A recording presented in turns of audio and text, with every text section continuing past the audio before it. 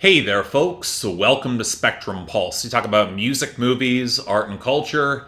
And today, we actually have a scripted movie review, this time of the newest Borat film called Borat, subsequent Moviefilm. Paradoxically, for a half unscripted movie, I actually wanted to script this. Go figure. So, okay, here's a question. Was Borat ever that good? I bring this up because I was there when the first phenomenon took place in 2006. I saw the movie in theaters. I remember laughing my ass off at all the big set pieces. I remember feeling vaguely let down by the third act of the movie, and as I watched in subsequent months the meme get pummeled into the ground, I realized that with Borat in the macro, Sacha Baron Cohen really just has two jokes. The first is, haha, look at the depraved, bad taste foreigner with all of his wackiness, playing to a very nattily defined Eastern European corrupt bureaucrat role, and isn't that funny? But the second joke is, haha, you Americans are just as crass and depraved and you refuse to admit it, so doesn't everyone here look stupid? Well, except you, watching you, you're clearly not like that, right? Now this gives you a pretty wide playing field for satire, and indeed, outside of the huge comedic moments that everyone remembers from Borat and some of the mimetic lines, that is the added subtext that gave the film any sense of teeth, which led to a slightly sharper film in between the lines that many would immediately recognize. And I think this worked in 2006 in the Bush administration way more than it was primed to work in 2020. Because let's face it, if you want to argue that the United States of America is beset on all sides by ignorance, bigotry, and corruption, that's a sad joke we haven't just heard before, but we've been exposed to it in vivid detail for the past couple of years. It's at the forefront, and, well, remember the Mel Brooks quote, "Tragedy is when I cut my finger, comedy is when you fall down a sewer and die"? It's a quote that implies that distance can lend certain indignities, even the more wildly dangerous ones, their comic impact and timing, especially if it's not happening to you. And I'm not sure Sacha Baron Cohen really does grasp that, because his follow-up characters in Bruno and the Dictator played to the same sort of dichotomy, just with different comic stereotypes setting up the juxtaposition. Naturally, and eventually he'd make some sense, he'd go back to the well for Borat, presumably with the hope that he can mine at least a little more comedy out of the character and the dead meme, and given the plot and the current events, maybe just roll with the current ongoing collapse of the United States along the way, get all topical and shit? Well, hence, we've got Borat's subsequent Moviefilm. And the first thing to note is that if you're looking for just that same two-pronged joke of the original, supported by all the extravagant comedic set pieces that might seem utterly inspired, but also kind of deranged by how on earth he got them on screen, especially if they are unscripted, well, you might wind up feeling a bit of a letdown. The first thing to note is that the Borat sequel is considerably more plot-heavy than the original, which means that the plainly scripted elements slide into place with audible thuds in comparison with the unscripted hijinks that occurs whenever Borat could really hijack the setting. Some of which, yes, were spoiled before the movie, and we will get to a bunch of them. But the plot, such as it is as follows. Given the rise of the Republican Party in the United States cozying up to strongmen and dictators worldwide, which for the record is a problem, Kazakhstan is looking to get in on the action and sends a long-disgraced Borat to America to pick up a gift to deliver to Mike Pence. That gift gets replaced by Borat's daughter, who's played by Maria Bakalova, who grew up watching a Disney-fied version of the Melania story and feels that it's her way to become a modern-day princess. So now Borat must trek across America to give her to Mike Pence. So, you know, if you wanted Borat to lean really heavily on topicality and the, oh wow, the current Republican Party is a barely functioning pseudo-religious nightmare cult run on graft, racism, and the abuse of women, all as the pandemic erupts across the world, because of course that shows up in this movie. Okay, there are problems with this plot, and I need to start with the central joke here.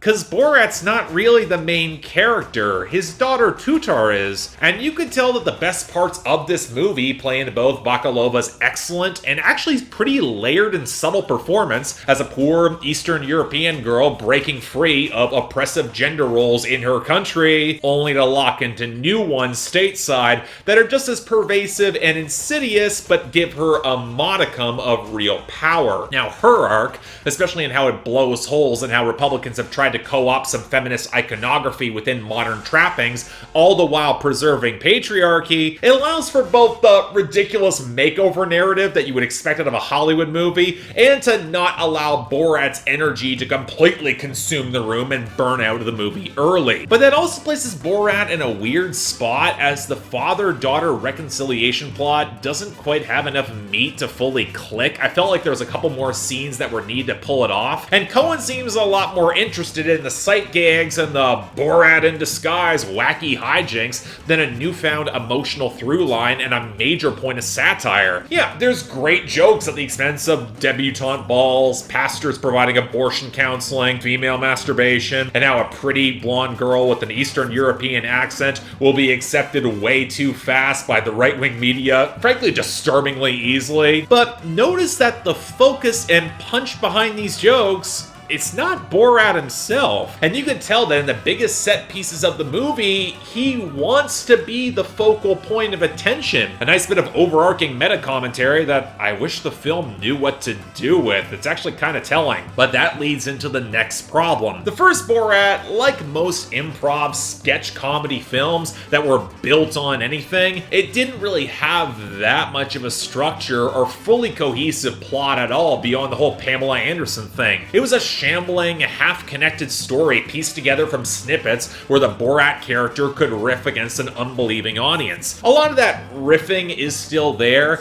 but it's now anchored to more of a plot that might actually have some stakes and impact. You might wind up caring about a character or two, and the more obvious scripted segments that don't mesh in with the film's cadence or energy at all start to become a problem. Now, some of this is not really helped by the biggest set-piece moments, that being CPAC and a March for Our Rights rally, both being leaked earlier in terms of Cohen's antics, but also just not nearly being as funny. I mean, I'm not going to complain about the well-deserved pot shots at all of them, and a much better sequence that was set during quarantine targeting some QAnon bullshit, but let me ask the harder question. Why can't this movie drill any deeper beyond the surface? I mean, Cohen laughs at all the absurdity, and he wants you to laugh at all of them too, and maybe that would be enough in a certain world, but as much as Sacha Baron Cohen has wanted to take the piss out of Hollywood, it's still very much of a point and laugh at culture rather than truly confront the systemic rot there and find deeper jokes that cut more harshly. In the first film, he could get away with all that because there were no stakes and no broader impact beyond the silly meme and some bad stereotypes. Everyone was as bad and just point and laugh at them. But this time... yeah, alright, let's get to it. Spoilers here from here on out, but at this point you probably already know what's coming. It's been all over the news. In the third act of the film, Borat's daughter scores what seems to be a real interview with Rudy Giuliani. For those of you who don't follow American politics, he was the famously corrupt mayor of New York City during 9/11, rode that to a lot of his popular acclaim, and then basically used that political goodwill to ride to some increasingly sad and diminishing returns. Many believe now he's hopelessly compromised, especially by the Russian government, as an avenue for them to launder misinformation into the American public, but he's also a legendary sleazeball, so when he was confronted with the opportunity to take Borat's daughter up to his bedroom, his hand goes down his pants on his bed, and before some Louis C.K. shit goes down, Borat bursts in the room with, no, stop, she's 15, she's too old for you. And then he tries to defuse the situation by offering him as a sexual favor instead. I mean, it's a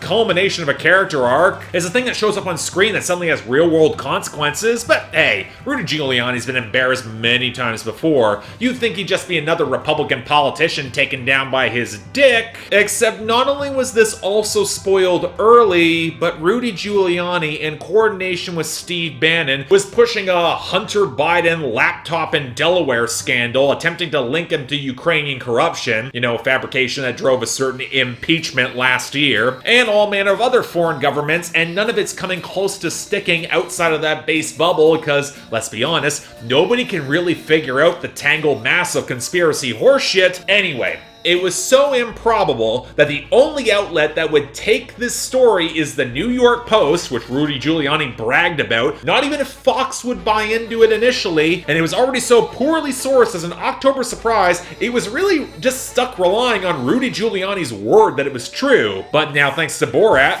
it's all up in smoke. His credibility is shot, but it also then kinda cripples the movie along the way. Because in hewing so close to topicality, you've suddenly made this real. Suddenly, in the infuriating nightmare of the election, which could have been the Comey letter Mark II if an irresponsible media narrative got rolling, because it's wont to do, it then gets short-circuited by a Borat movie that's all about mocking the corruption, hypocrisy, and madness of the current GOP. In theory, it becomes the most thematic resonating point. It's the point that works. It pays off all the character arcs, even now more so cutting because there's real-world consequences, but it also cuts both ways. Because unless your deflected irony and detachment is so strong that none of this can ever affect you, and in that case, congratulations on your rich, straight, white penis, the increasingly constructed reality of this film, specifically this film, it falls apart. Suddenly the regressive stereotypes that were revealed for just the cheap laugh,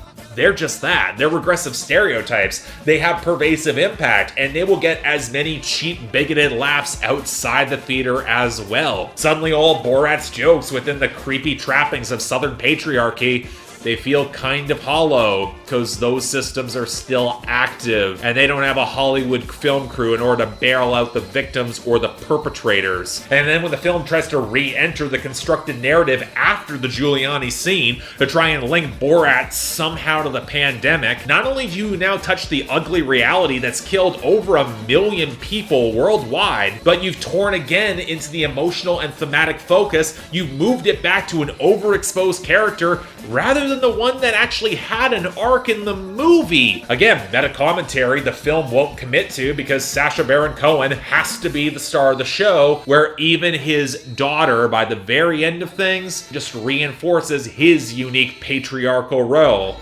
both in the film's universe and outside of it. And it drives me nuts that if this election goes for the Democrats, there's gonna be some dumbass on that side who will push the historical narrative that Borat's subsequent movie film saved America from Republican fascism, which is exactly the sort of cheap liberal backpatting that Hollywood loves to do. But thus it will give the movie way more credit than it probably deserves. Most because once you get past the point where 2020's reality just breaks apart again, this isn't a good movie. What I've avoided mentioning is that a lot of Borat's transgressive elements, they feel considerably lazier than they should be, especially this time around where we've heard a lot of these jokes before, and they have kind of been this way since the first one. And when you factor in how limited his insight will go, and how he must constantly refocus the narrative on his mugging meme that died a decade ago, it winds up as hard to watch as the first, but with none of the killer gags or the truly subversive brilliance. Like the last Borat movie, the direction's really cheap and clunky, intentionally so, hence why my set looks this bad, but it only goes so far. The editing of the non-scripted sequences, it's never paced all that well, especially in comparison with the slightly snappier scripted passages, which is a problem when you try to blend this much improv in. This has been an issue in comedy for the past 10 years. And the character with the most interesting and fresh arc and better acting winds up in a film that frankly wants to make her a plot device. As much as the first Borat movie didn't seem all that Hollywood, which is part of the outsider charm, this one kind of does. And for as transgressive as its comedy wants to be, it doesn't really have the stones to truly hit at the systemic issues that are all across America, not just the right-wing media sphere where resistance, laughter, and scorn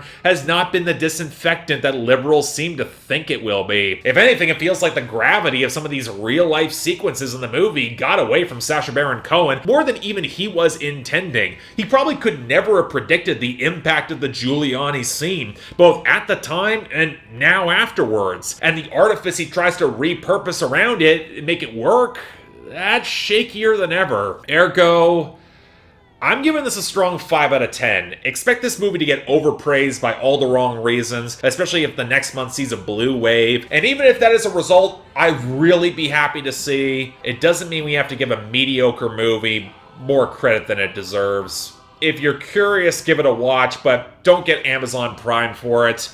And most often, it ain't worth the watch. you could probably skip it. So yeah, thanks a lot for watching. If you'd like to like and subscribe, I'd be more than grateful. I can't imagine I'm going to piss off several people with all the references to the politics here, but again, music, movies, art, and culture. Politics is inherently a part of that. It's been true of my channel since the very beginning. And really here, you can't get away from politics, given, again, real-world impact, and you have to talk about it.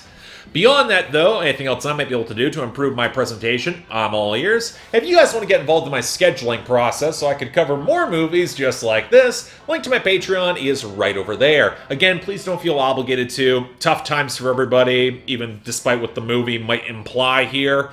But hey, if you guys want to get involved in that, I'm all the more happy to have you on board. But until then, I'm Mark, you're watching Spectrum Pulse, and I'll see you next time.